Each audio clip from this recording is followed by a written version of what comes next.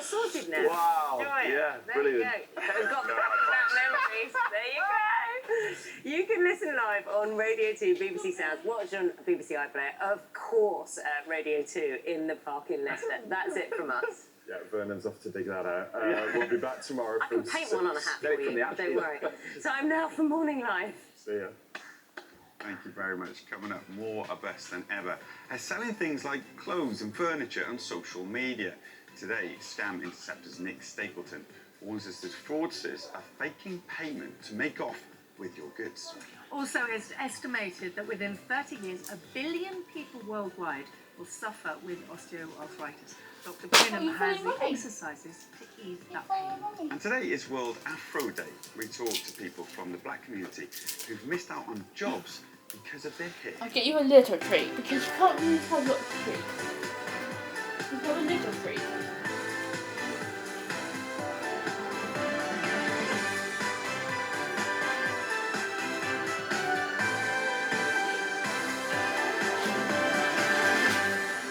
Hello and welcome to Morning Live. It's lovely to be back. Dr. Poonam, and Nick are here. Hello, good morning. Hello, good morning. Smiles. I think you know what we're going to start with this morning, Dr. P. You might have seen the front pages today, the NHS waiting list. The routine appointments have hit a record high in England. 7.7 million people are waiting to be seen. 1 in 7. 1 in 7 people in England. Dr. Poonam, there are going to be people who are really panicked by these front pages, and quite rightly so. Yeah. Have you got anything that you can help, or any way that you can ease this feeling? Oh, do you know, I get it. The frustration is so real. And the problem is that the wait times are a massive problem before the pandemic. A mixture of things like chronic staffing, understaffing, underfunding. The pandemic has only made that worse, and you have it up. But that doesn't help the poor person that sat at home, you know, whose patience is really being tested.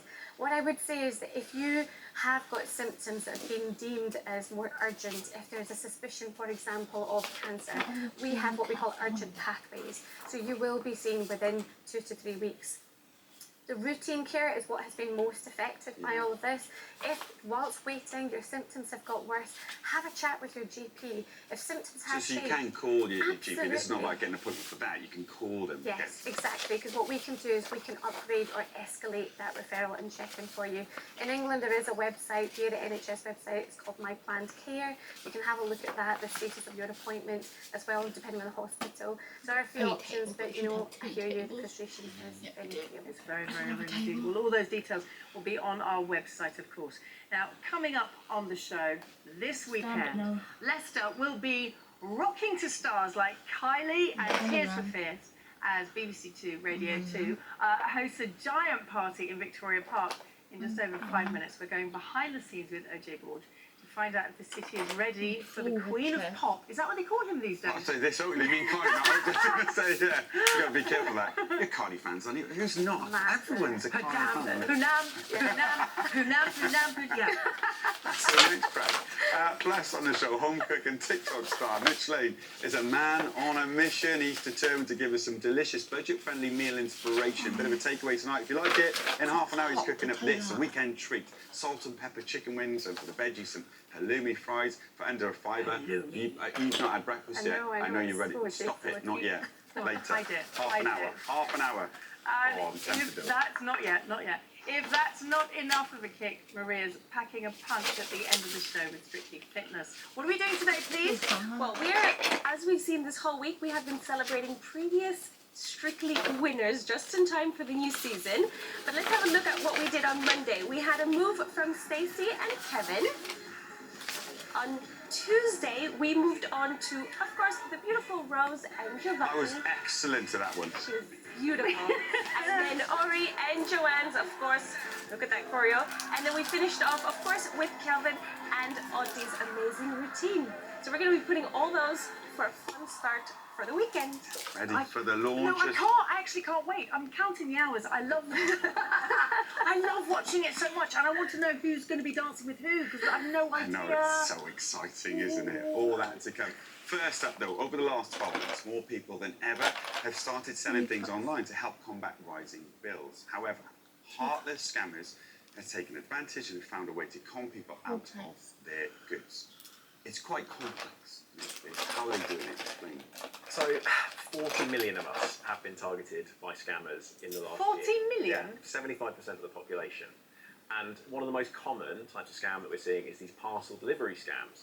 Now, there's been a bit of a turn of the wheel on them with scammers recently, where they're targeting people who are selling on online marketplaces like Facebook Marketplace, for example. And the way that they're doing it is they're essentially sending fake payment confirmations. So the way they'll do that is with a fake PayPal email or with a message, like a text message that shows a pending bank transfer that doesn't really exist. And sellers who are receiving those are actually releasing items to scammers or sending by post items to scammers before they've received the money. Now the scammers, if they're being sent by post, use the tracking info, get the item sent to a real address, turn up outside the house and just intercept it even though they don't actually live there. So it's a really, really clever scam, unfortunately. And scammers also are showing up in person, meeting people at their houses, for example, and then showing a fake banking app on the phone. So it might look like an actual bank transfer has been done when in reality nothing has happened at all. That looks very real again, doesn't it? Believable. So how do we know if it's a scam? How do we spot these people? So I think the really important thing is just to be very wary of people who approach you wanting to buy your thing online and then offering you money for it without even having seen it or really asked any questions about it at all. I would also say if they put you under pressure to release the item or to post it out before you're sure you've received the money, that should be a major red flag. This is great. You've got a bit of a checklist. Yes, and I double check that profile as well. So if the buyer comes to you, just go and have a look at their profile quickly. Make sure it looks authentic. Have they got a long history of photos? Have they got a lot of activity on their timeline? There's kind of due diligence you can do on the person who's buying from you before you sell them the thing. And the last thing I would say is scammers are really good at making convincing fakes. So if they sent you a PayPal confirmation email, just double check the sender of that email. So what you can do is click on the name where it'll say PayPal, and it should show you then the actual email address that that has come from. And you can see one there. What you should be looking for, if it's a PayPal email, is the PayPal website as the latter half of the email address, so at paypal.com, not some other nonsense that scammers have made up to use for this purpose. One of the ways that you can protect yourself from these scams, because it's all pre-planned, isn't it? One step ahead, away.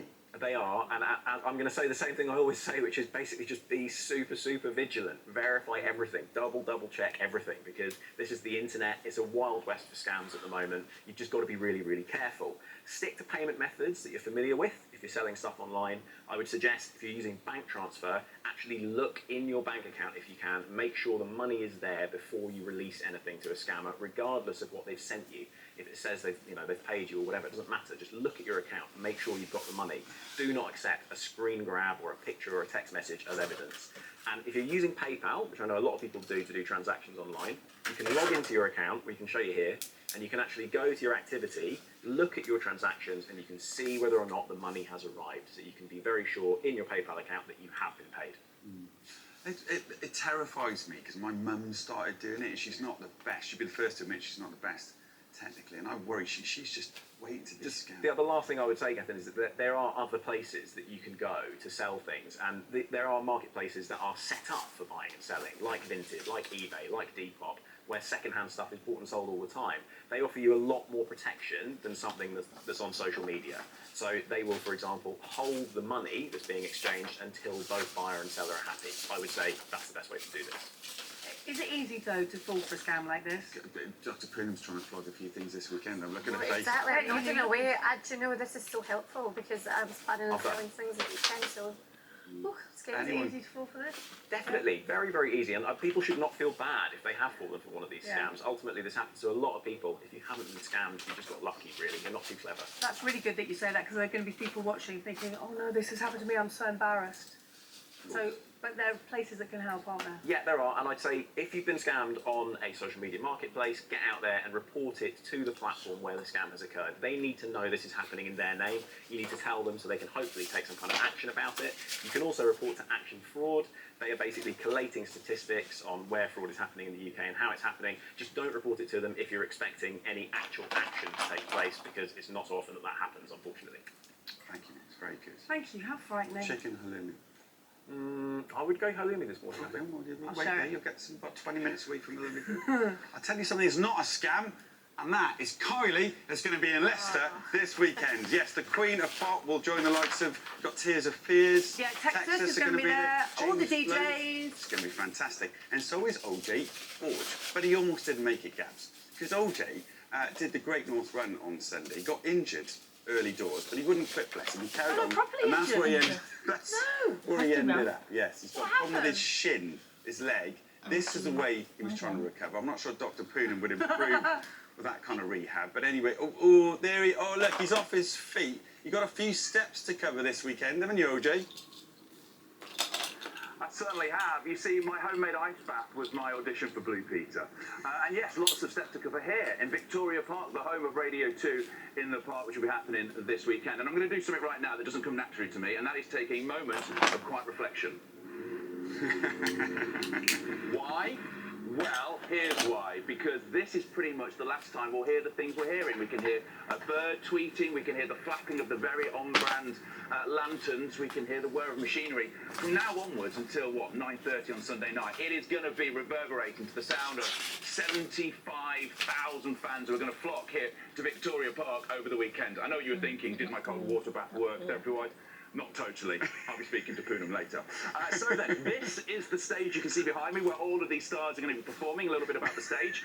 We can say that it's the same PA that they use at Glastonbury. If you've ever built flat pack furniture, it takes longer to put up than take down. Same here. 2 weeks to put up so far, 1 week to take down. Let's hope there's no screws left over afterwards. If we look around us, we can see all the beautiful lanterns. There's 400 of those. If you need a toilet and you're coming here to Victoria Park this weekend, there's 400 of them.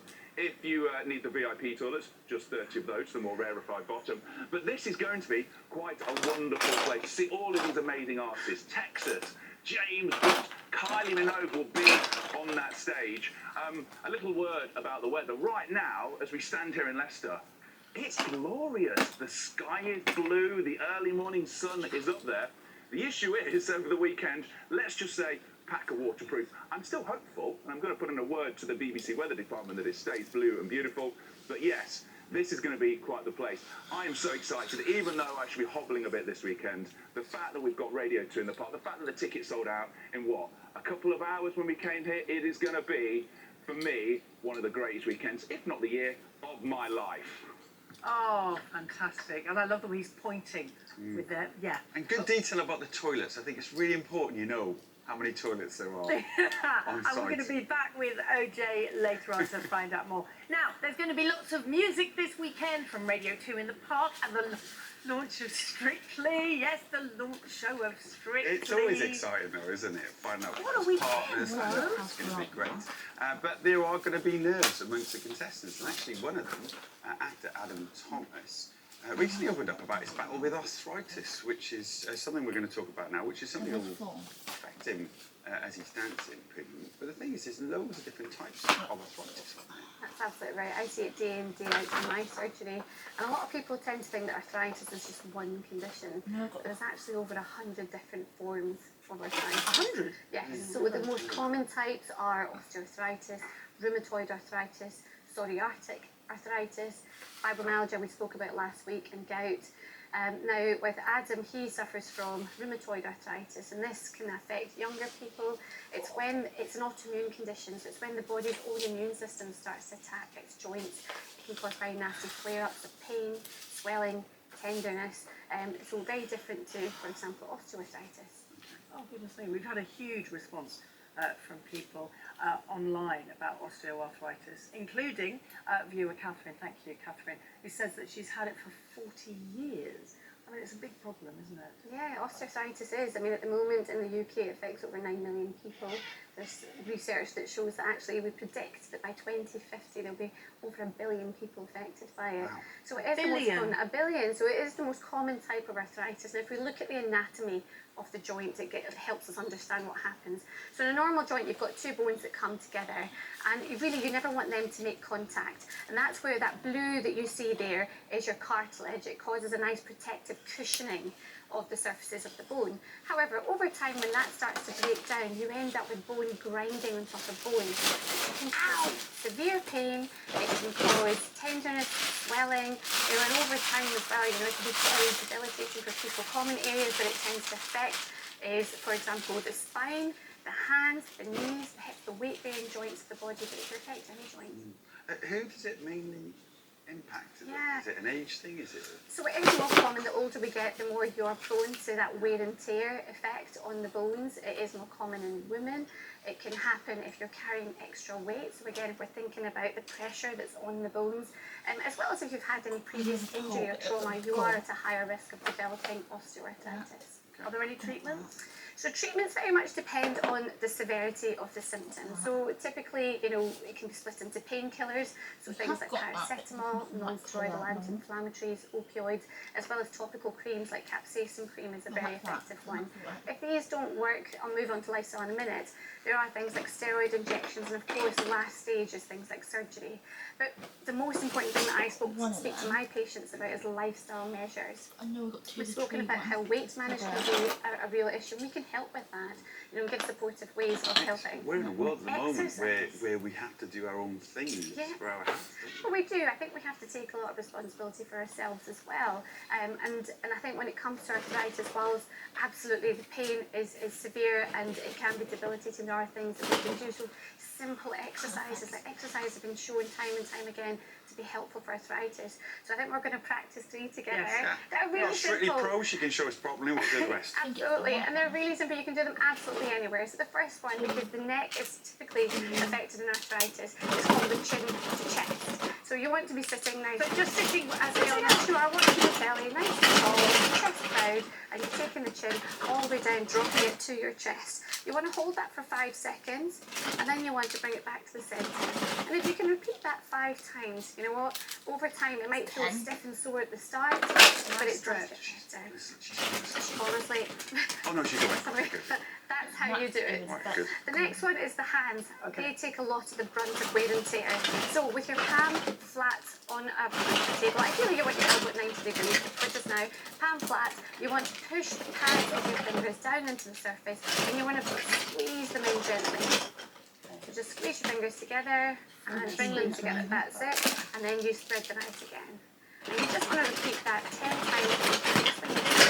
And you know what, over time you need to bring improvement to the symptoms. But that's good for all of us to do. Absolutely, you know, I do it regularly when I'm just on in surgery, just do it anyway. Clean the table. Just clean the table. The last one is the knee extension. So again, sitting down in your chair, you want to lift your knee straight up, and then you want to extend the toes towards the head. And you want to feel the stretch in the back. Hold it for about 10 seconds if you can. It's nice, isn't it? And then you just bring it back to the, and then spread it again. And that can you be really do helpful. that 10 times, and I think It's not this is counterintuitive, it it's does. not, and for anyone that is struggling, stiffness is a huge symptom of arthritis, worse in the mornings particularly. So the first few days will feel tense and difficult, but as you do that, you want to be strengthening the muscles and everything else that's surrounding that joint, and that will help you make it a bit more supple. I don't mean to go over to Nancy Birtwhistle, our I know she's not going to like it. She's here on Monday, so she can. Oh, she can clean it. We'll leave it over the weekend. Yes, too much. Now, today is World Afro Day, a celebration of natural hairstyles for people from black or mixed race ethnicities. It's really shocking to hear that 93% of black people have been discriminated against because of their natural hairstyle. That's just, it's so shocking. Including presenter Sarah Jane Crawford. So she went to find out how talking about the issue is helping to make a huge difference. Over the years, I've had many different looks, but for most of my adult life, I've hidden my natural hair. From as young as around 12 and for about 20 years of my life, I was chemically straightening my hair and mainly wearing it in styles that were more Eurocentric. It's only been in the last few years that I've transitioned back to my natural curls. Part of my motivation is my 2 daughters. I want them to feel proud of the hair that we've been gifted and our black and mixed heritage. I used to think that there was this unspoken rule that to get on professionally, I had to wear my hair as long and as straight. And whilst I've now embraced my natural curls as well as many other styles, the fact still remains that hair discrimination does exist in the workplace. In fact, a recent survey suggested that 93% of black people in the UK have experienced microaggressions related to their natural hair. Something Michelle de Leon wants to change. She's founder of World Afro Day. It's a global day, a celebration, a liberation for Afro hair. I've got a daughter, and I wanted her to love her hair and feel confident and not face any barriers. We look different, our hair is different, our hair acts differently, but that shouldn't be an issue. What would you say about why it is that people consider Afro hair to be undesirable? It was considered inferior, it was considered not beautiful, not desirable, and also it was compared a lot to animals. It was considered woolly and wild. That's a historical thing with slavery, but unfortunately a lot of those views are still around. And there's a child that I know, 12-year-old, who loves her hair, but at one point she was pulling out her hair because it wasn't what a princess looked like. This year's World Afro Day will look at inclusion at work. Michelle's been researching hair acceptance in the workplace by surveying major companies. The research is really showing that workplaces consider straight hair to be the most appropriate hairstyle for women. And just an example of the ignorance that remains is that one person in our research said that her boss threw water on her hair to see what would happen. Oh my God, that makes me want to cry. The positive was that the survey was really well received. A lot of them were saying that they will introduce something to make Afro hair more acceptable in the workplace. Under the 2010 Equality Act, a person mustn't be discriminated against because of their hair or hairstyle if it's associated with their race or ethnicity. Yet even today, some people with Afro hair face barriers in employment. In March this year, Jarrell Jules from London applied for a job at the Ritz Hotel. I was fortunate enough to be shortlisted. I was excited, obviously, at the opportunity. I was really looking forward to it. Jarrell had passed the initial stages of the recruitment process and was sent a policy document in preparation for a face-to-face interview. I was reading over the documents, and then I saw that it said that it had no spiky hair, no unusual hair, no Afro hair. So when I saw this, I was obviously quite taken back by it. I was quite upset. What is shocking is to single out Afro hair. I mean, it's our hair type. It's how our hair grows out of our head. It's our texture of hair. So I find it so disconcerting to think that that's met with such disapproval. I declined the opportunity to continue. I couldn't go forward with it with good conscience, and they have since apologised. I can only imagine how many other organisations have practices like this still continuing. Jarrell's concerns aren't unique. I'm meeting with a group of young people to discuss their experiences and ask how they feel about their hair as they navigate the professional world. Does anyone feel like their naturally textured hair has been a barrier for them? So I was actually working for a respectable company. The first 2 weeks of being there, I had my natural hair out, and I feel like I just was kind of like invisible. But I remember for the last 2 weeks, I actually had a straight wig on. I was tolerated when I had my natural hair, but I feel like I was accepted when I had the wig on. Wow. For a rapper, I probably wouldn't go for an interview for her. Alright, yeah, that's fine. I'm glad this lady gave us instructions. It had all these instructions because it's got the context on. Slick my hair I'm taking it off as we go and putting how many it's missing or how many we need. What do you think can be done in the workplace or in educational institutions that can help prevent hair discrimination? Representation is really important. If you don't have somebody that looks like you, it's really kind of hard to be happy with yourself. It's an issue which is sadly still present in many industries. And in the past, even Morning Live's very own Michelle Ackerley. Yeah, that's fine. There's no rush. I just wanted you to know it's Have you in ever felt a my pressure bank for to you. adapt your hair? Absolutely, I have. I remember going for an audition and having feedback saying that my hairstyle was a bit too confusing for an audience. Oh, that's good. And that for me was like a big trigger of being so conscious about the way I looked and trying to adapt my hair to make it more palatable. Yeah. Those things stick with you. Will you ever relax chemically straighten your hair? Yeah, I definitely Okay. chemically straightened my hair. I've had it in braids. I've had it as an afro, and over the years, for me, it's been about just what makes me feel more comfortable. Because when I, sit in that studio, whatever I'm doing, what's going to make me feel Yeah, like just the best but version explain we of were myself. away as well. And You should whatever that explain we had been hairstyle away. is, that's what I want to embrace. Now, when you Okay. switch on the telly, and you can see more people of colour, and you She can opened the see request different yesterday. She sent an actual hairstyles. message the night, the It's day so before, good to late. see that fills me up. If you feel that you've been Yeah, discriminated but against, you should first complain to the person or organisation involved, or head to the Equality I haven't Advisory and seen Support anything, but Service I'll for once I advice log or onto my more computer, I'll put the information. tracking on the I have to item. say that I am really shocked that hair discrimination is still so rife. And my only hope is that initiatives like World Afro Day will create the change necessary to rid our educational I'll do and both, corporate so then we institutions covered our of back. hair discrimination for good. But I'm not putting the computer on until I've done the I last just can't believe couple it. It items. shouldn't even be a thing. Disgusted by that. And Really then I can, disgusted. later on when we get back, we can contacted the Ritz contact Hotel, Schleich. and it told us it See fully if we accepts can get any the spares, if concerns not. raised and reiterates its genuine and unreserved Right. apology. It says an out-of-date and incorrectly drafted policy was sent to Giral by mistake. It accepts the phrasing was not appropriate, and We need adds to go these for are that, I not, don't know why nor it's- have ever been, the Ritz London's One of rules. them. It also says it's committed to creating an inclusive and non-discriminatory environment for all colleagues and guests. Since the incident, it's appointed an external specialist consultant to review all hotel policies. Now, next today, we can head back to Leicester as we continue the exciting build-up to this weekend's Radio 2 in the Park event. 75,000 people will be dancing away over the two-day concert. Earlier, OJ Borge was in the field telling us where the loos were, telling us exactly how many. Where is he now? Do you know what? And I would say, hang on a second, there's someone at the door. Yes, who is it? Flooring Clive, I'm sorry we don't need it. Oh, Morning Live. Oh, well, in that case, then come on in to our Radio 2 studio, which is here in Victoria Park.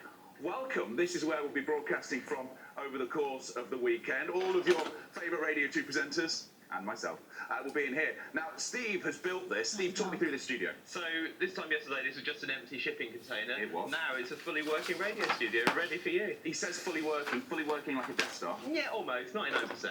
It's that 1% that we do quite like, that it may or may not work. So, Steve, good work, because it literally is two shipping containers they've welded together and then filled with some of our kit. Now, quite excitingly, the Radio 2 presenters will sit here. There's a great mishmash of different presenters over the weekend. I've just queued this up. Now, this is OJ Borge. Listen live on BBC Sounds. That was an incidental partridge right there. And yeah, this is exactly where we will have all of the stars over the weekend. And I'm quite excited because if you look out the windows, the way we set it up, you can see all across the site, all across Victoria Park. You can see all the lanterns out. So it's going to be pretty great. Yeah, as you can tell, you've known me a while now. You can tell I'm excited. Well, yeah, I was going to say that it's an extra bit of excitement also, because you're basically home, aren't you? I don't know if you've done radio in your hometown before.